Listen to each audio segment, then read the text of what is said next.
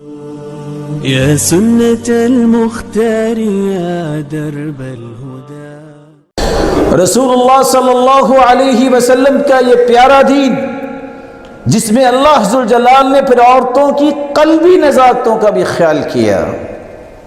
صحابیہ خولہ بنت حکیم رضی اللہ تعالی عنہ تشریف لائیں اور آ کے اپنے خامد کی شکایت کرتی ہیں، یا رسول اللہ صلی اللہ علیہ وسلم، اکل مالی وافنى شبابي ونسرت له بطني فلما كبرت سني وانقطع ولدي ظاهر مني۔ اللہ کے رسول میرا مال بھی یہ کھا گیا،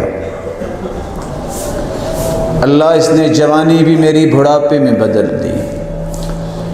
اے اللہ میری وجہ سے اس کو تو نے اولاد بھی دی، اب جب میرا بچہ بھی مجھ سے دور ہو گیا، میں بھی بوڑھی ہوگی، اب اس نے زہار کر لیا، کہتا ہے کہ تم میری ماں جیسی ہو۔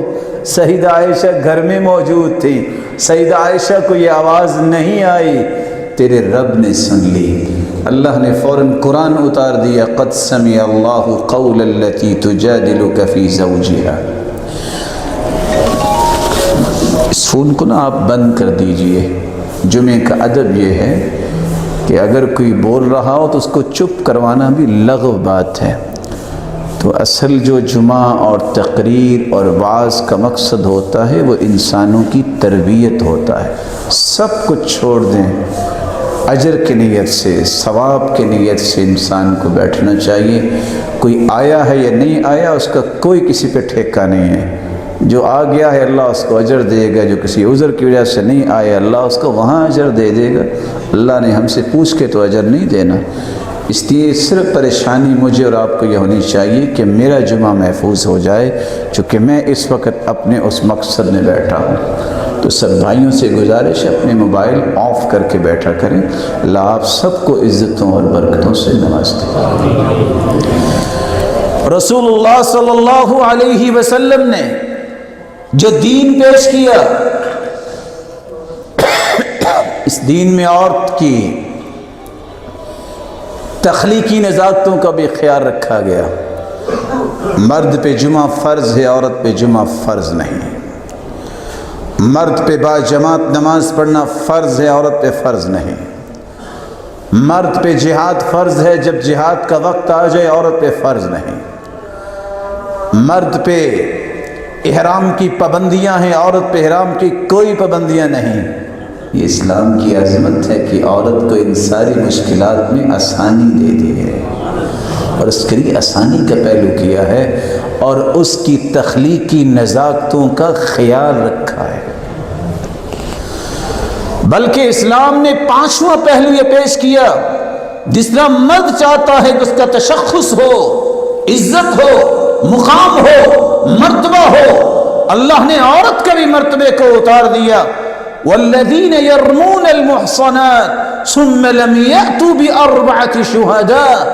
جو کسی پاک دامن عورت پہ تہمت لگائے گا، حکم یہ ہے یہ فاسق ہے، اس کی توبہ کو قبول نہ کیا جائے۔ اگر اس نے 4 گواہ پیش نہیں کیے تو 3 نتیجے آئیں گے، اس کو 80 کوڑے لگائے جائیں، اس کی توبہ قبول نہیں، اس کی گواہی قبول نہیں، اور یہ فاسق انسان ہے۔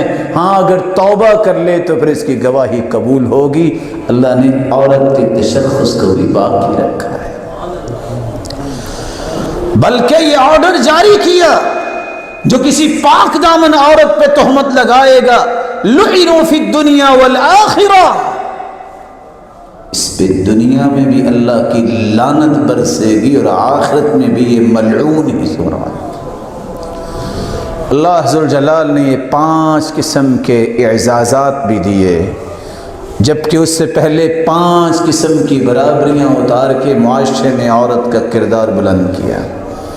پھر مالک الملک نے 5 ایسے انعامات دیے جس کے نتیجے میں آج کسی عورت کے لائق نہیں کہ وہ زبان کھولے، کسی مرد کے لائق نہیں کہ اس کے بارے میں 2 رائے پیش کرے۔ کوئی بتا سکتا ہے کہ سب سے پہلے مسلمان کون ہوا؟ کون ہوا سب سے پہلے مسلمان؟ خدیجہ رضی اللہ تعالی عنہا، یہ انعام دیا سب سے پہلے مسلمان ہوا تو وہ عورت ہوئی۔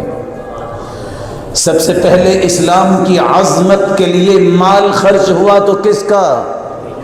خدیجہ رضی اللہ تعالی عنہ۔